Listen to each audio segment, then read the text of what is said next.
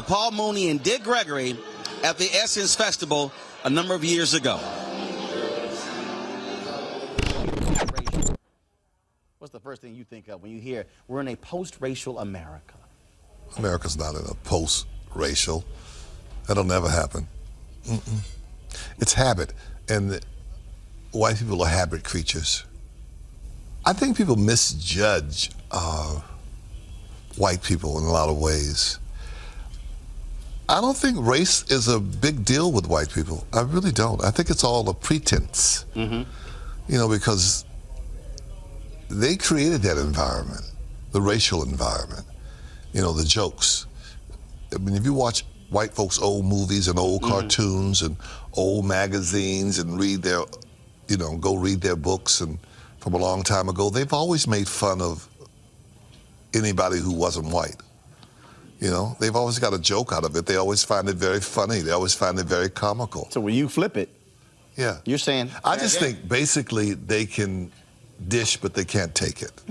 That's just how I feel about it. Or maybe they can take, I don't, sometimes they confuse me. Sometimes they laugh, they don't laugh. They, you know, it all depends on what makes them comfortable, what time is, what fits for them, what works for them. When you talk about uncomfortable, I want to bring in Dick Gregory right now. Now, here's somebody, Dick, come on in. The two of you can truly make folks uncomfortable. Yeah, I think we work well together. We do, and you know, really, what is uncomfortable? You know, you go back and you look at all the Bob Hope jokes, and you could tell when he's going to talk about a black princess walking down the street and saw this bebopper the other day. And so if you look, you see, people look at us, but there's a slew of young white and black comics that's coming out there, and they don't care. They get up on that stage because what they're talking about is today's time. Today's time, a new rhythm.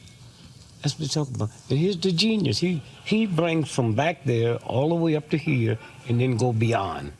I just interviewed Ice-T about his new documentary, Something Out of Nothing, The Art of Rap. And he talked about it's an art. You talk about genius.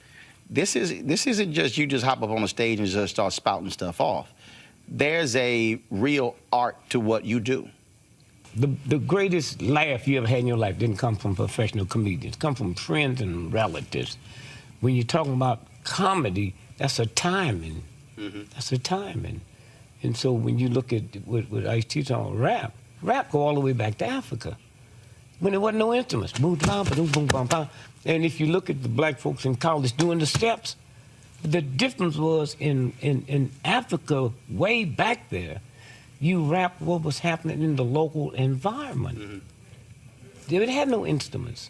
And then all the ones that come up, you hear people talk about these rappers, what they talk like. They ain't, I'm 80 years old. There ain't been a new cuss word invented since I was born. You know? So where do they hear it? Comedians I talk to talk about your genius. Who is it today you like to listen to? You want to hear do comedy? Today? Today. Nobody. Nobody. Him. And him. So this current generation. Don't ask. No. The reason I asked, because you in your book, you talked about Dave Chappelle being on the show, things along those lines. I'm just curious, for you, who do you say, if I had to drop down $25, I want to go pay to hear that cat do? Well, they're all dead. The ones I like. Yeah, and the other thing is, if you got time to go see somebody else's show, you ain't working. But no, they're all dead. I mean, Flip Wilson's gone. Slappy White is gone. Yeah. Richard Pryor's gone. You see, I didn't like none of them. Yeah. Richard Pryor. Slappy White was trying to behave. He come out with a white glove and a black glove. A white glove and a black glove. What's the other one that used to sell drugs in Vegas? He's gone, the big fat one. George Kirby? Yeah, he's gone. Yeah. They're all there. Yeah. But also, you know, nigga came to me and told me he was George Kirby. well, he didn't only sell drugs, he still used them. But you know, it's like you. You know, what commentators do you like to listen to? You understand? They're all different.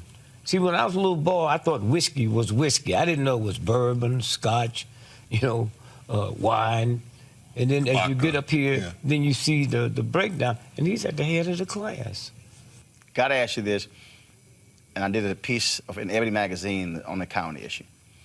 I said, who was the funniest person in your life who was a non-comedian, who was just flat out funny?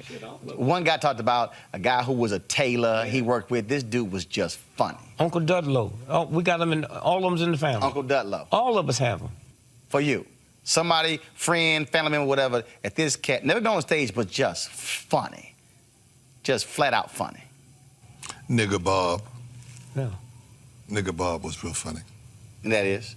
He was just funny because he was Nigger Bob. And he just get up and just talk about everybody. Anything. Yeah, just anything. You could drop a glass and he could talk about it for 30 minutes. Got to go political.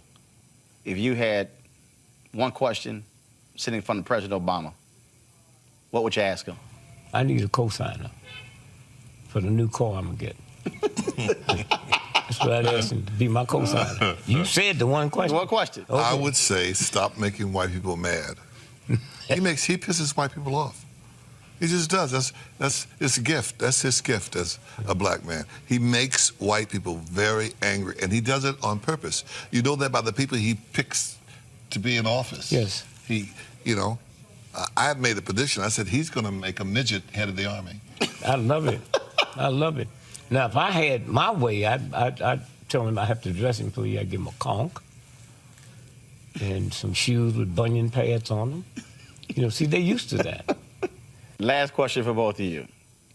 Is there any other thing that you would have liked to do in your life other than comedy? Anything other than make people laugh? Right. No. Not me. No. Like what? What would you suggest? Not suggesting, just asking. But remember, we didn't choose it. We didn't come up and say, I'm going to be a comic. You got people saying, I'm going to be a singer. I'm going to be a dancer. Right. Nobody ever walked out the crib That's first and second funny. grade talking about, I'm going to be a comic. That reminds me of when they asked Miles Davis, they said, if you had 15 minutes to live, what would you do? And he said, choke a white man to death. Now, that's a hell of a statement. I mean, no, I'm not, this is true. I'm not making this up. I'm not that good. Okay, Paul, so if you had 15 minutes to live, what would you do? If I had 15 minutes to live, What would you do? I wouldn't choke somebody to death. I wouldn't do that. But let me see. How about drowning them? Okay, teasing. 'Cause your show's so serious. Teasing. No, trust me. Trust me. We are not serious ever since.